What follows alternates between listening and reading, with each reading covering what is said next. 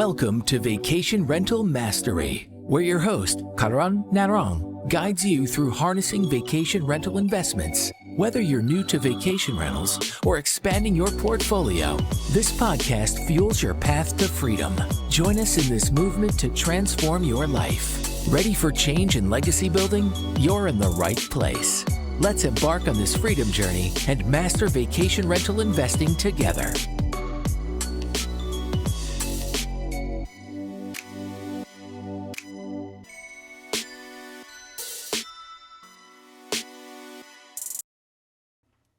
Hey, Brad, thank you very much for joining us on this episode of the podcast. Can you tell us a little bit about who you are?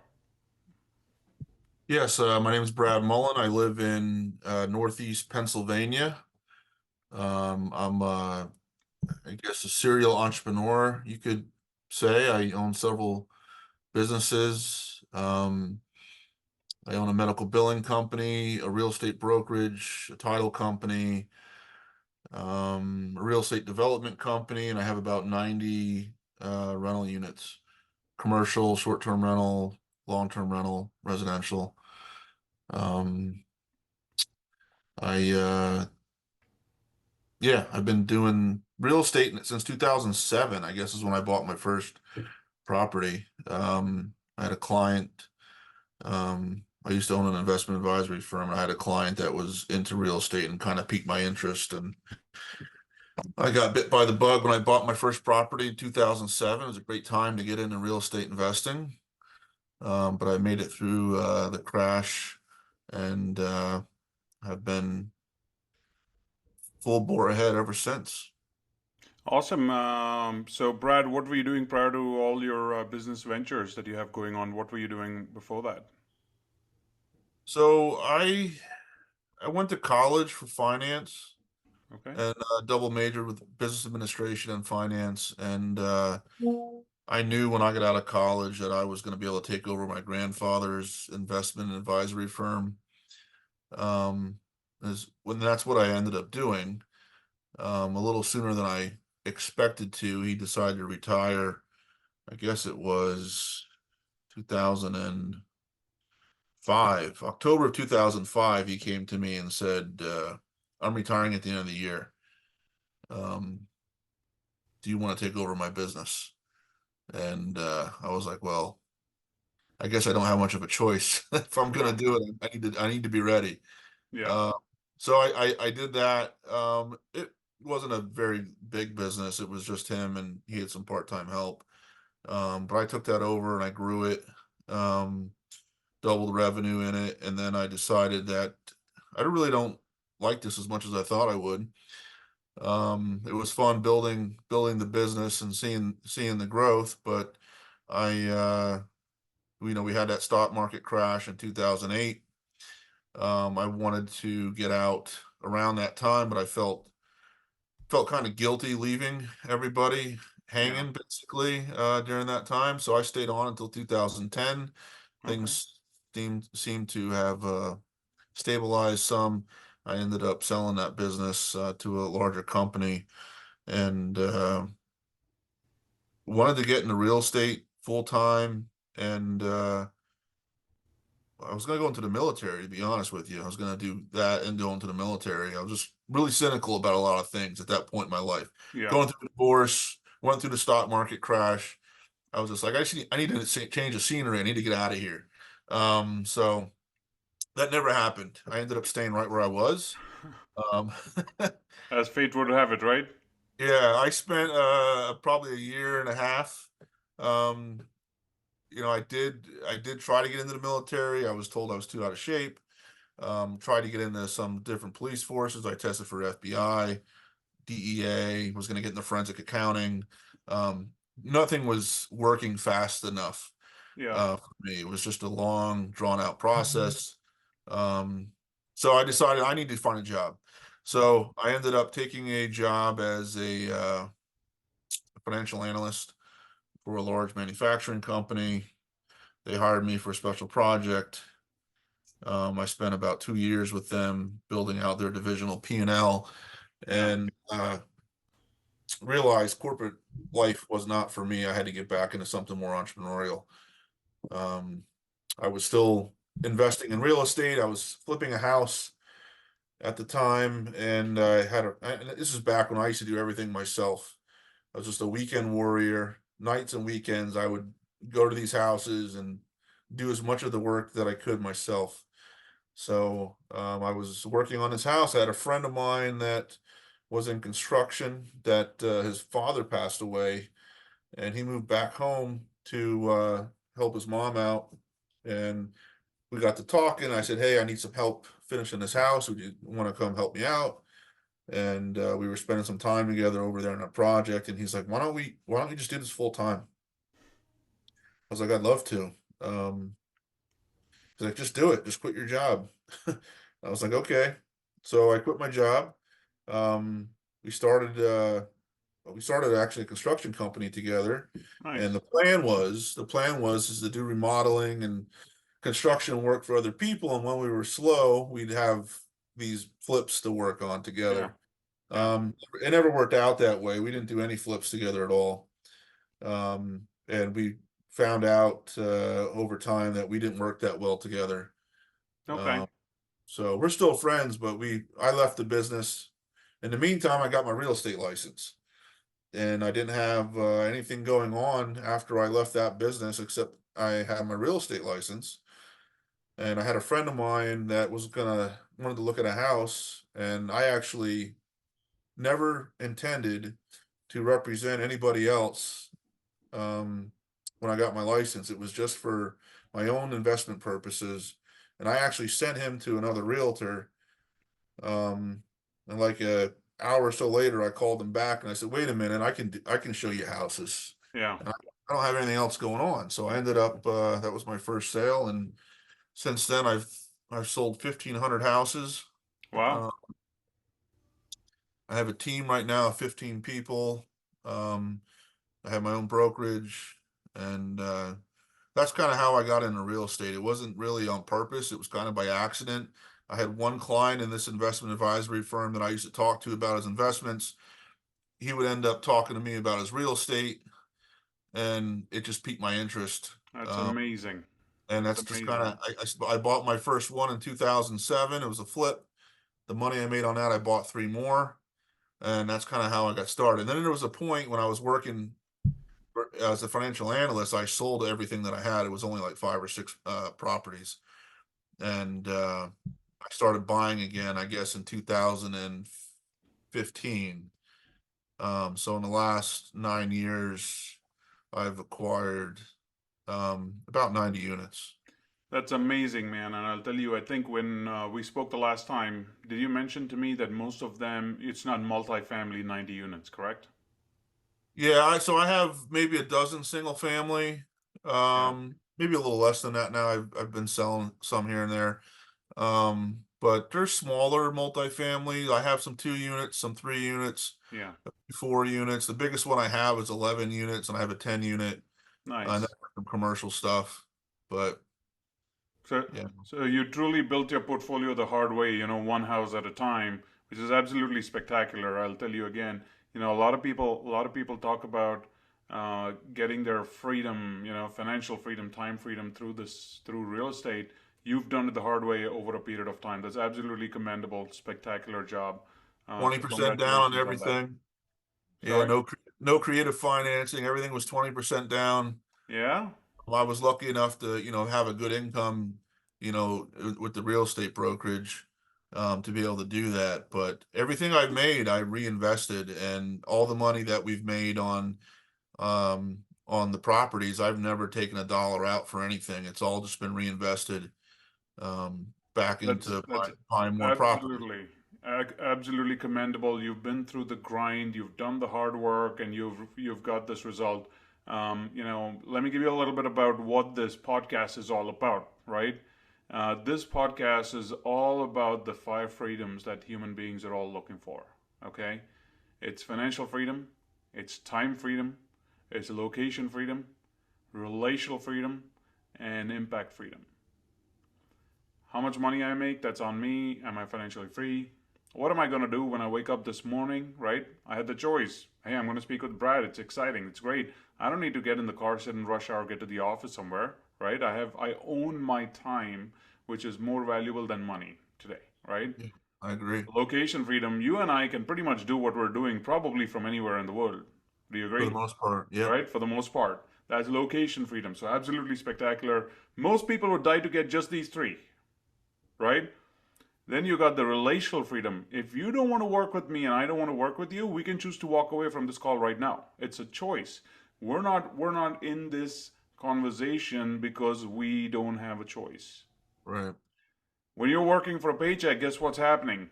You may or may not like your boss. You may or may not like that guy you're going to be in the meeting with at 9 a.m. this morning. The guy who fires you up and ruins your day every single time you meet him in a meeting, and you don't have a choice, you're going to be in that meeting, right? Because Yep. you don't have a choice. That's what you get paid. That's how you put food on your table, and that's just unfortunate, right?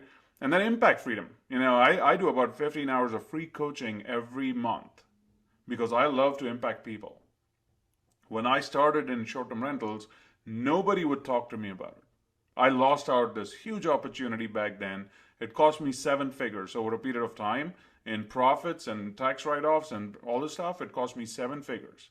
And I said that day I decided I'm going to talk to as many people as I can about this because I want to impact lives, right? Had I started my real estate thing in short term rentals, even 2 years sooner than I did, because someone showed me the ropes, man, I'd be somewhere else today, right? I can see that trajectory. So, anyway, let's get into this. Let's narrow this down a little bit now. Great background. It is absolutely my pleasure sitting across from someone who's been through the grind, done the hard work, gotten to this point, and been hugely successful. So, I really appreciate that. So Thank you. tell me more about your short-term rental journey. I know along the mix of all this, single families, multifamily, and all this stuff, you also have sprinkled in some short-term rentals. So tell me about that. Yeah. So I guess in 2021, yeah, it was 2021. We got kind of excited about buying a property in Florida. It was a lifestyle play and an investment, but we kind of were looking for a spot to go, during the winter and something we could make some money on in the meet, when we weren't using it. And we ended up all over the Florida coast and decided to invest in Panama City Beach. Um, Went down there, just kind of fell in love with the area. The dollar amount seemed right for coastal property and proximity to the beach for what we wanted to spend. So we bought our first property in December of 2021, and we paid. I'll tell you what we paid for it. We paid $1 million for it. Um, and it was crazy the way the market was going down there in short-term rentals. I should have known better. I kind of did, but I felt kind of bulletproof at the time. I was just doing so well in real estate, and that house sold for I think 600 6 months prior. Oh, wow. Yeah, and it was 100 yards to the beach, nice location. We had some 1031 money we had to do something with. So we bought that property, and then I was thinking about, well, maybe we should buy more of these. And 2 months later, we bought two more properties for around $1 million each. Yeah. Um, and we had all these projections that they were going to do, 100 to 120,000 a year, Yeah. and in income, which looked great. Um, and that unfortunately has not even come close. I think we're losing about 18,000 a month on Across the three on units. across the three units. Yeah, yeah. Okay. Um, So let me put it this way. You know, I don't know about the property and the value and the price you paid, but I can tell you one thing. There is no more coast. Okay? There's no more place on the coast for things. So I think your investment should be protected for most part. Okay? I do believe that coastal properties are definitely a premium. And I do know I own two coastal properties myself in Gulf Shores, Alabama, which is not too far from Panama City mhm. Beach, maybe a couple hours, 2 to 3 hours west of there. And I do know that if run and managed the right way, you can absolutely crush it. Panama City Beach is honestly a really fantastic area to invest in. I know you had some some bad experience there, but certainly worth a hard look. And especially because you're sitting on $3 million worth of properties and losing 18,000 a month, that's a lot of money, right? So tell me, what are the steps, if any, you took? So you did the underwriting, right? In the underwriting, you estimated what your revenue was going to be, what your costs are going to be, and what your cash on cash return is going to be, right?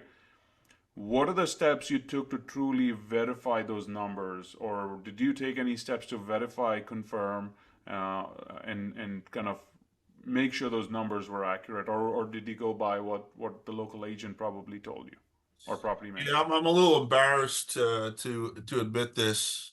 Um, I like I said earlier, I was feeling kind of bulletproof, and maybe a little cocky, but we, even with all my background and knowledge in real estate and investing and my finance background, I kind of left it up to other people. I had a lot going on at the time, and Yeah, I have a partner in these properties, and he was super excited about them too, and I kind of left it up to him. yeah, Um, and I'm not blaming anything on him. It's just I didn't really do my own. I didn't dig deep enough. yeah, I kind of had that feeling, like I knew, like, oh, this is kind of like the top of the market. Maybe we shouldn't do this. But we got kind of carried away, and I did trust, the agents and the property management companies and the projections that we were getting. It looked solid. Um, and unfortunately, all those all those numbers, all those projections were inflated from COVID. Um, and post COVID, it just fell off. That's, yeah, and that's what everyone's telling me. We fired our first property manager. They really underperformed and made some mistakes, and they admitted to it. Hired another one that was recommended to us, and I don't know, we might fire them too. Um, we've been toying around with self-management. Um, but yeah, I don't know. Trying to figure this out yet. right. Let me tell you this, man. You're being really vulnerable here, and I tell you, don't beat yourself up on this. We all do this, right? If I had to count the number of mistakes I've made along this journey, you'd be shocked, right? But it's during those times that I've grown the most, right? That's what makes you resilient. That's what makes you who you are today. And believe it or not, yeah, you may have made a mistake in that area, but that's making you stronger for the rest of your life. For all the other stuff you're doing, which it may be the smallest, the lowest ROI in your entire portfolio. You're doing a lot of different stuff. You've got your own real estate business, you've got the title business, you've got the medical billing stuff. You've got so much going on, and it might be the lowest thing, but that might be the one thing that's truly making you who you are and pushing you to your highest and best in every other area. I've experienced this myself, man. I'll tell you, when I hit that the worst decision of my life, it propels me to go to the best decisions of my life, right? We were recently in Vermont at the Go Abundance event, and we had the guy Colin who crossed Antarctica, right? Yeah. He was speaking, and what did he say? He said embrace the ones and twos because that's what gets you to the nines and tens in your life, right? Yeah. So you're okay, man. I'll tell you, we all do this. Now, coming back to your properties, right? You've got three properties. I've seen your properties. I've seen the listings, right? You sent them to me earlier. I've seen them. We've seen them, and I find it really hard to believe that you're really not making money on those. Now, based on the numbers you showed me, it seems really crazy that you would not even be making and wouldn't even be breaking even. That blows my mind because they're good properties, right? And now it comes down to this whole property management thing you're talking about. You're on your second property manager. How long has it been since you switched to them, and how long have they been underperforming? So we switched to them after our first full year with the other property management company, and we just completed another full year with the second property management company, and they've both underperformed the entire time. Um, I was just looking yesterday at projections that we got when we switched over to this other property management company, and again, not even close. I think on the low end we were like $85,000 a year on one of the houses, and I think Yeah. we did 30. Mm. Um, Wow. 30.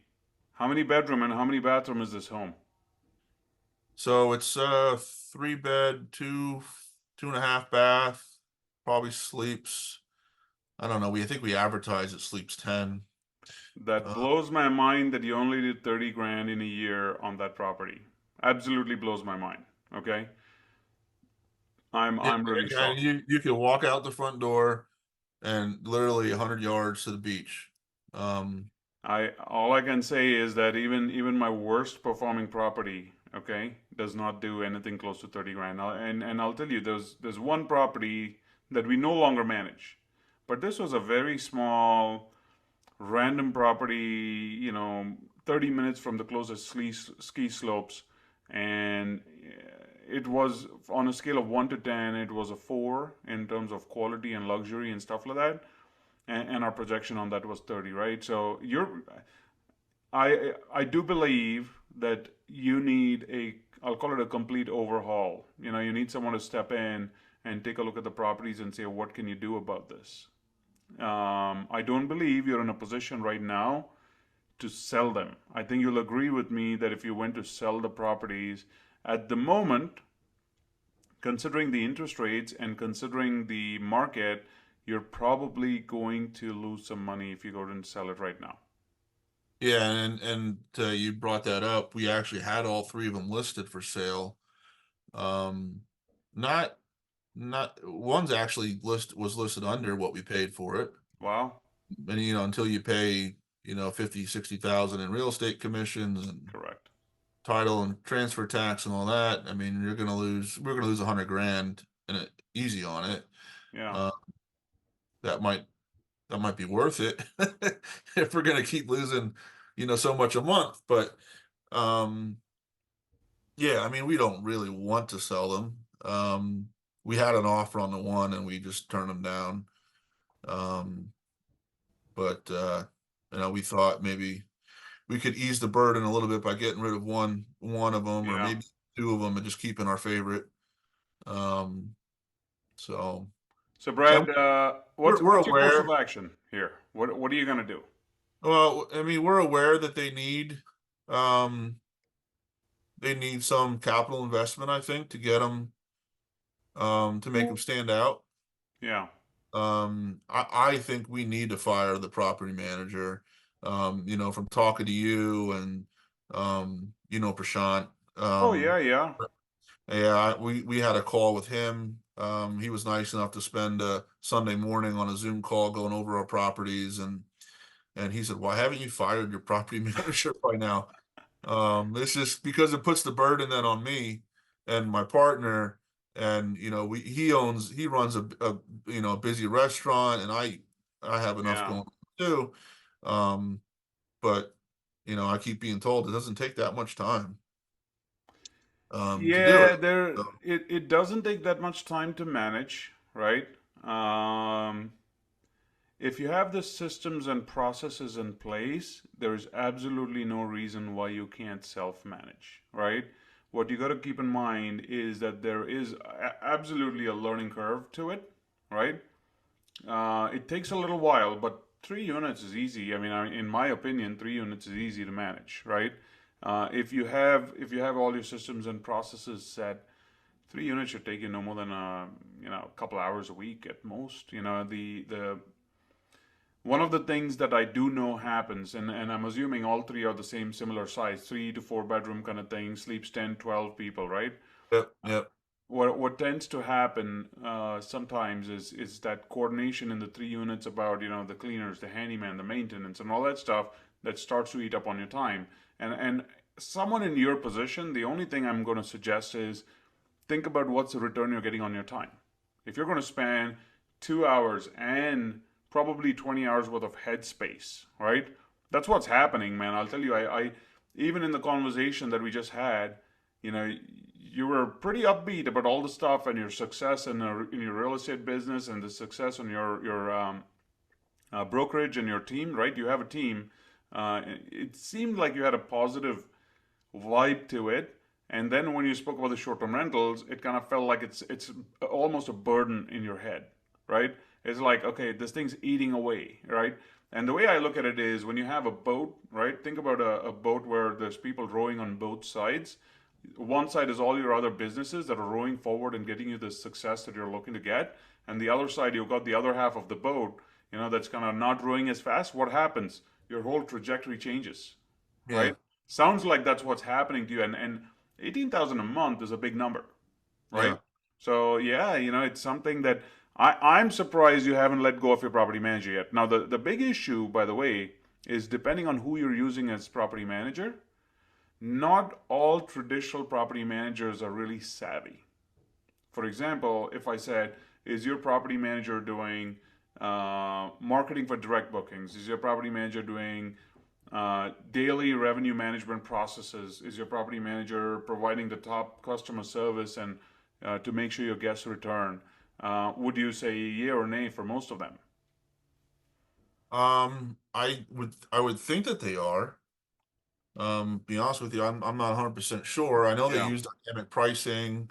Um, I mean, I think they're using all the right tools to do the job right. yeah, Why they can't?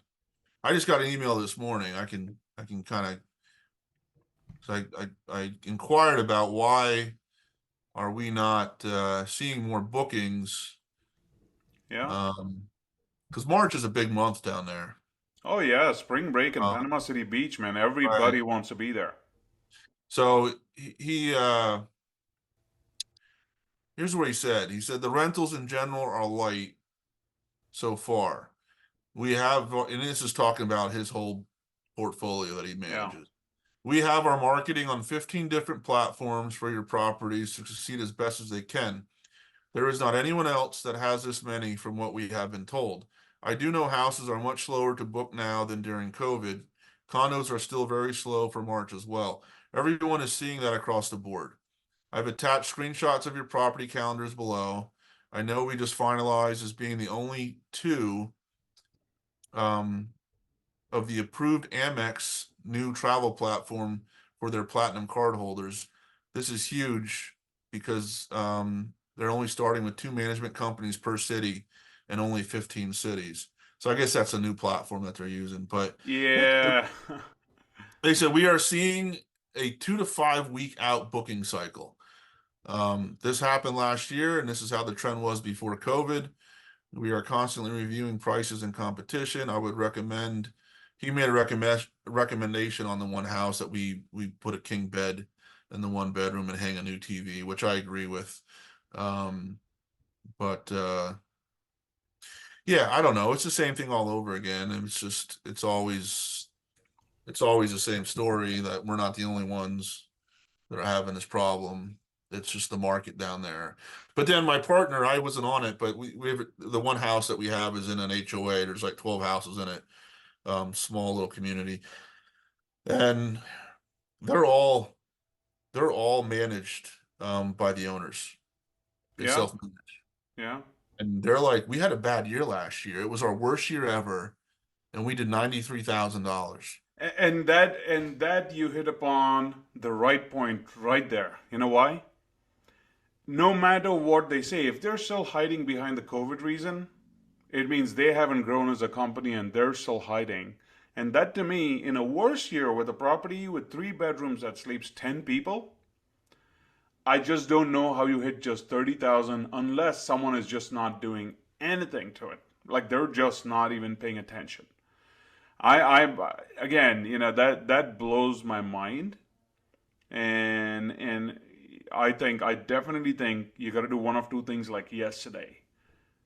Go manage it yourself, find someone else to manage it because you're losing money in a big way. And it's because someone isn't paying attention. That's exactly what's happening. They're not paying Yeah. attention. Yeah, we kind of felt that too. My partner went down last fall Yeah. and he called me, he goes, I cannot believe the weeds at this place. Like, I mean, he was Yeah. like, the place looked so nice when we turned it over, and like nobody was paying attention to something as simple as making sure someone goes by and pulls weeds. And it's not only that. I'll tell you what it is. You're paying for all of that stuff. If a landscaping guy is going to be sent out, the cost of that, you're going to pay it, right? I mean, you're going to pay Yeah, someone to right. go Yeah, maintain the grounds of the property. yeah, Even though the management company is coordinating it, you're going to go pay it. But if they're not even paying attention, it's not like it's a cost to them, it's a cost to you. You're right. okay spending that money to keep the property up and looking good. If they're not even coordinating that, that's a problem. I mean, to me, I don't know how many units they manage, but typically we see this happen when property managers get too large. And the fact that they're being added to the Amex program that you mentioned, one, that doesn't do anything for me. And I'll tell you why. I've had an Amex Platinum card for multiple years, right? And they have a Amex. It's called Luxury Homes and Hotels or something like that. Fine hotels and rooms and something like that. And I've never used it because I Yeah, I don't had the see much same value in way. it, right? Yeah, I had the same card. Yeah, I Exactly. So yeah, it's good from a marketing perspective that hey, we're on that platform. yeah, But I just don't see it being of direct benefit to you as a person, right? As an investor, as a homeowner, I don't see it being direct benefit. It's more of the property manager using a distraction technique to get you to hang in there for just a little bit more, so that they just keep doing what they're doing. It actually really surprises me. So okay, we spoke about that. We know that you're in this challenging spot with it, right? We know you have to do something, and you're hitting upon a very important thing, right? Tell me, would you go back and invest in short-term rentals ever again? um, so there's days where I say no way, Yeah, or the only way I would do it is if it made sense as a long-term rental as well. yeah, That way I, had some insurance. But I'm in the process right now of completing renovation on two other short-term rentals that I have in my yeah, hometown. yeah. Um, so I'm still willing to get into this, a little deeper, but I just I don't have the answers for Florida. It feels it feels too far away almost. I'm in PA. Yeah. Even though I could be there in half a day. Um, it's just I don't know. I think maybe I just need to grab the bull by the horns here and take charge and go You after it. know, the challenge, and this is why I tell people that it is absolutely critical to do it right the first time, right?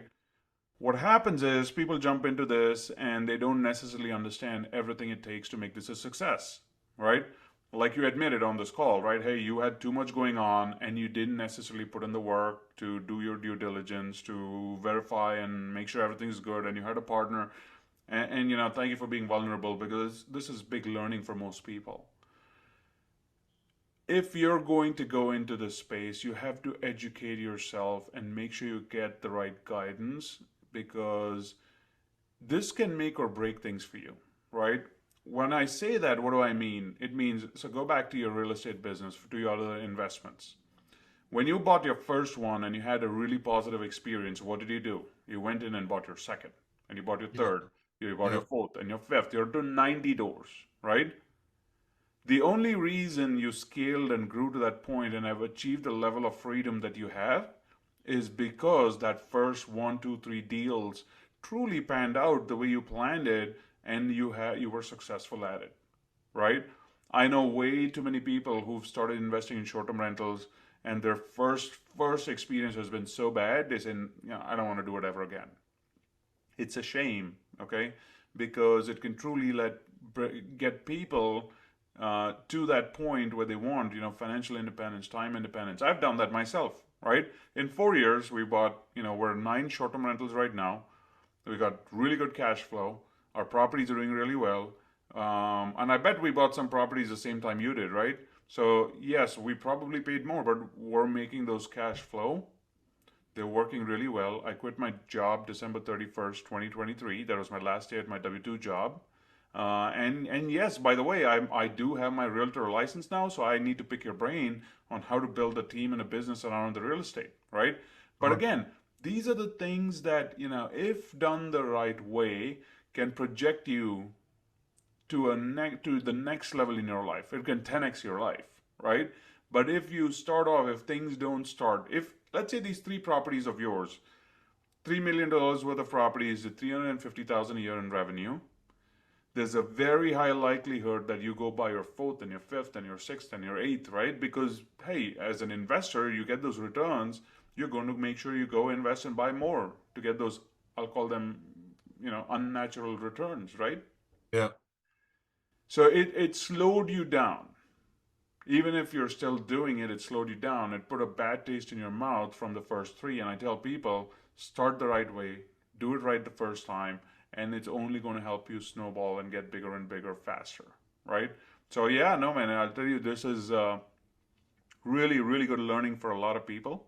I really hope people look at this and say, how can I do things slightly differently? How can I educate myself a little more before jumping right in? People get really, really excited about this. And when you get really excited and desperate, that's when you make mistakes, right? So yeah, it's been. Thank you for keeping it very real for people here, right? Always. So I really appreciate that. So Brad, a couple of things we've spoken about. I do believe that your properties do deserve a harder look. From the little glance that I've had of your properties, I do believe they have the potential. Even in the worst year, you shouldn't be making 30 grand, right? It should be at least 2.5 times that, 2 to 2.5 times that. Okay, so you do need, I'll call it fresh eyes, a drastic look, and I do believe that when you have to make drastic changes, you have to pull the plug like swiftly. You can't. This is, I can see it eating away. Right, you're feeling the burden of this, losing money as an investor, as someone, an entrepreneur. I'll go spend the money, right? I'll take my family on a vacation. That's great. I'll blow $18,000 a month, and that's okay. But when you have an asset that's not performing, or multiple assets not performing, that eats away, because you tend to beat yourself up and say, "Man, I screwed this up." Imagine what we could have done over the past 2 years with Unbelievable. that money. Unbelievable. Unbelievable. Yeah. Tough.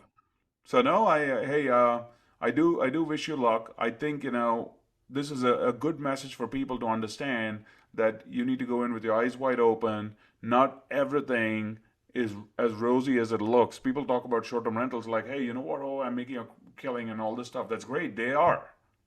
But you don't often see the amount of work that goes into it. And I do hope people learn from this. So thank you very much for your time on this podcast. We will share the message, and I really hope people understand it. We hope to help people understand that it's possible, but you got to take the right steps. You got to take the right learning. You got to find the right people to guide you along the path, right? And so I really appreciate your time here. Thank you very much for this. Okay. Thanks for having me. Thank you for joining us on Vacation Rental Mastery. Don't forget to subscribe and tune in for our next episode, where the journey to financial freedom and lifestyle flexibility continues. Here's to your success in the exciting world of vacation rentals.